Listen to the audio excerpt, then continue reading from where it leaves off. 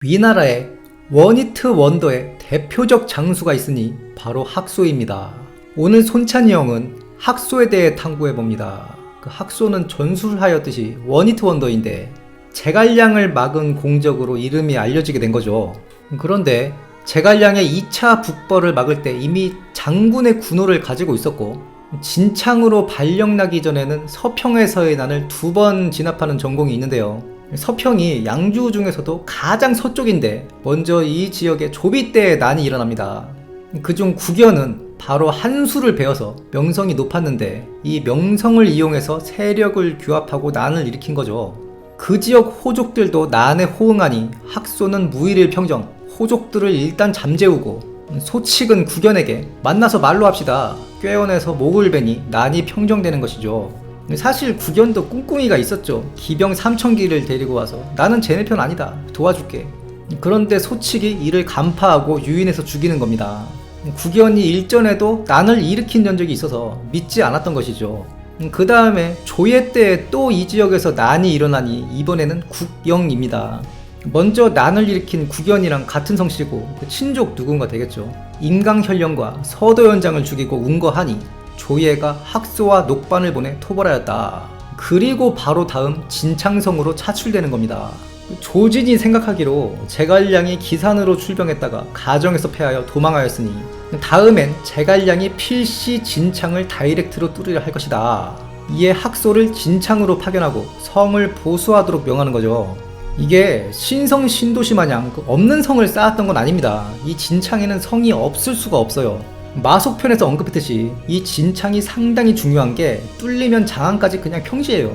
역사적으로 보면 화양국지의 공손술 유이목지, 공손술이 군을 일으켜 형문과 진창을 통해 진과 초 지역을 공략하려 하였다. 그 다음 병법 36개 중 제8개이면서 적정계에 해당하는 암도진창이라는 게 있죠.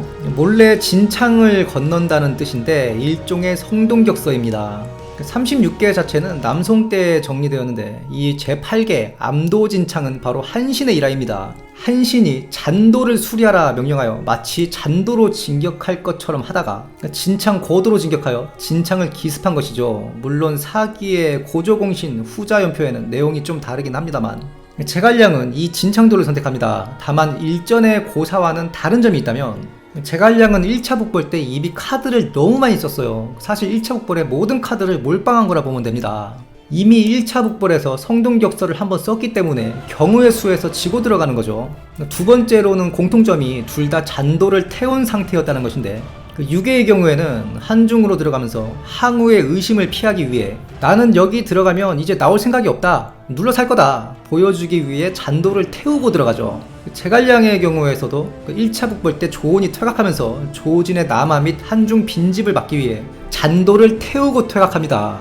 이런 부분이 마속과 조온의 다른 점인데 조온은 조진에게 패했지만 제갈량의 절도를 지켰기에 크게 문책당하지 않고 제갈량과 함께 명목상의 강등만 된 것이죠. 아무튼 한신은 잔도를 수리하는 척하면서 진창도로 향했는데 왜 제갈량은 잔도를 수리하는 척하지 않았느냐? 그때와는 다르게 의미가 없기도 하고 쇼를 하는 시간보다 후술하겠지만 속결이 중요했기 때문입니다.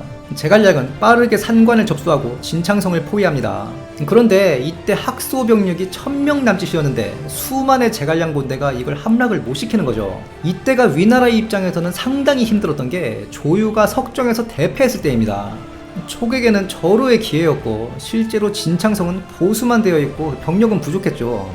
보통 이 2차 북벌의 목적을 위나라 형주 병력의 유인 및 3차 북벌의 초석으로 보는데 제갈량이 오나라에 있는 형 제갈근에게 언급한 내용 때문입니다. 내가 군을 일으켜 진창을 공략하면 적의 병력을 분산시킬 수 있다. 장합이 조예한테 걱정 마시라. 제갈량은 군량을 얼마 안 실었을 테니 곧 집에 간다. 했던 것도 사실 제갈량의 의도를 간파한 것이라 보는 관점인데 글쎄요. 이건 제갈량의 진군 속도로도 가늠할 수 있는 부분이고 실제로 제갈량이 진창에서 들인 공을 보면 제갈근에게 언급한 내용 역시 우리가 이 정도로 할 테니 오나라도 단지해라 의미의 레토릭 수준으로 생각될 정도입니다. 이 내용은 후미에 좀 더 자세하게 얘기해 보겠습니다.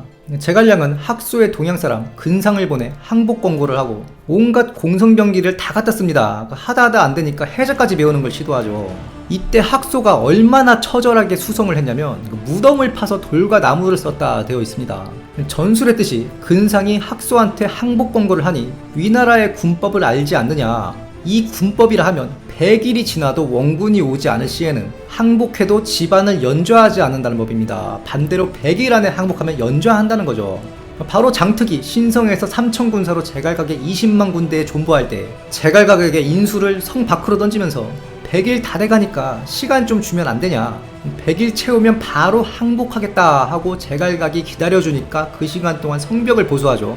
제갈량이 재차 근상을 보내 설득하려 하였지만 학소는 응하지 않았다. 이에 조진이 비호를 원군으로 보내는 동시에 전술했듯이 조예가 친히 장압을 방문하여 진창을 구원하라. 근데 네가 갔는데 이미 진창이 제갈량의 손에 떨어졌으면 어떡하지? 여기에 장압이 손가락으로 셈을 해보더니 그때쯤이면 굴량 오링으로 이미 집에 갔을 것 같은데요? 장압의 예견대로 제갈량은 굴량 오링 및 위에 원군이 오고 있자 퇴각합니다. 소설 연의에서는 제갈량 때문에 충격으로 학소가 죽었다고 쓰여있는데 창작이고요. 한술 더 떠서 대군사 3화의 드라마에서는 강유한테 죽는 걸로 나오던데 실제로는 진창을 막은 공으로 여루에 봉해지고 조예가 학소를 중용하려 했는데 병사했다. 참고로 이 학소의 진창 수성과 후일 장특의 합비신성 수성은 상당한 공통점이 있습니다. 먼저 둘 다 제갈씨의 대위나라 북벌에 대한 수성이었다는 점, 대규모 군세에 대항한 소규모의 수성전이었다는 점, 그리고 위나라 입장에서 둘 다 성공적인 수성이었다는 점이죠. 장특이 합비신성에서 불과 3,000병사로 제갈각의 20만을 무려 석 달가량 잘 막았듯이 제갈량의 수만 단위 본대를 불과 1,000병력으로 20일 가까이 막은 학소의 공이 상당히 크다 할 수 있겠죠. 두 수성 모두 진짜 한계까지 버티다가 거의 털릴 뻔합니다. 장특 역시 버티다 초기 3,000군사 중 상당수가 죽어나가자 거짓 항복, 위계를 쓴 것이고, 학소도 거의 코너까지 몰려 도굴까지 하면서 비석과 관을 병참물자의 돌과 나무로 사용하고, 그래서 원대 속후한서를 쓴 학경은 이 둘의 번성을 방어한 조인을 더해서 위나라 존버 3대장으로 언급하죠. 다만 진창과 신성의 예에서는 성을 증축하고 보수한 자들의 전공을 논하지 않을 수 없겠습니다. 합비신성은 없는 성을 새로 축성한 것입니다. 구 합비성이 물과 가까워서 계속 오나라 수군들이 괴롭히자 만총이 오나라는 수군이 강함으로 육지로 꿰어내어야 한다 하니 조예가 이를 승인하고 내륙에 신성신도시를 지어버리는 거거든요. 이렇게 지어진 신성에서 후대의 장특이 존버해서 수성을 성공하는 것이고, 진창성 역시 조진이 보수를 명하여 학소가 완벽한 수성을 할 수 있게 된 것입니다. 실제로 조진은 이 공으로 성견지명이 있다 하여 이전 시급을 합쳐 총 1900호를 받게 되었고, 군부에서도 입지가 더 강해져 대사마로 승진, 칼을 차고 신발을 벗지 않고 어전에 입장할 수 있으며 황제 앞에서 종종 걸음을 하지 않아도 되는 특권을 얻게 되는 것입니다. 물론 조진의 대사마 임명은 정해진 수순이긴 했어요. 이전 대사마 조유가 대패하고 날아갔으니. 자, 그렇다면 제갈량의 진창 공략이 진짜 단지 3차 북벌을 위한 초석에 불과했는가?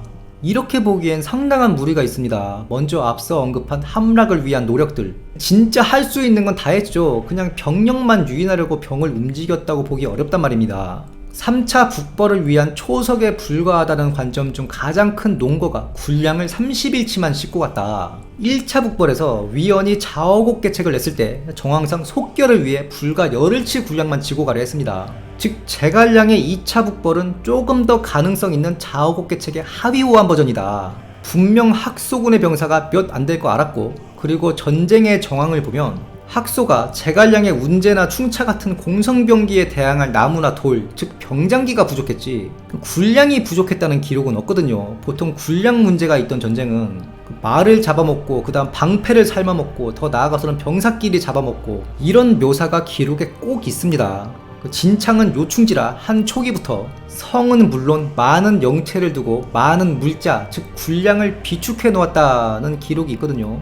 제갈량의 의도를 파악해보자면 진창의 병사가 몇 안되니 속결로 진창을 접수하고 속결이 성공하면 진창성의 군량으로 원군을 막는 방도를 마련. 만약 학소가 청려로 적악의 군량을 싹 다 태워버리면 그냥 태각해도 소기의 성과가 있는 거죠. 이건 어디까지나 개인적인 의견이지만 군을 일으키는 데는 많은 비용과 그 기회비용에 따른 결단이 필요한데 단지 어떠한 행위의 초석으로 일으켰다고 보기엔 2차 북벌 실패의 지나친 결과론적 해석이 아닌가 생각해봅니다. 제갈량의 의도가 어떠하였든지 간에 그 조진의 선견지명과 학소의 존버에 막히고 말았다. 학소는 병사하면서 유언을 남기는데 도구를 내서 병참물자를 충족시키며 깨달은 게 있는지, 죽은 사람한테 집이 무슨 소용이 있겠냐. 내가 그런 짓을 벌였으니 잘 아는데 그냥 무덤 대충 만들어라. 참고로 조비도 비슷한 유언을 남기죠. 뼈는 아프거나 가렵지 않는 법이다 라면서. 지금까지 학소에 대해 탐구해보았습니다. 영상이 유익하셨다면 구독, 좋아요, 알림 설정 부탁드리며 다음 시간에도 풍성한 내용으로 찾아뵙겠습니다. 감사합니다.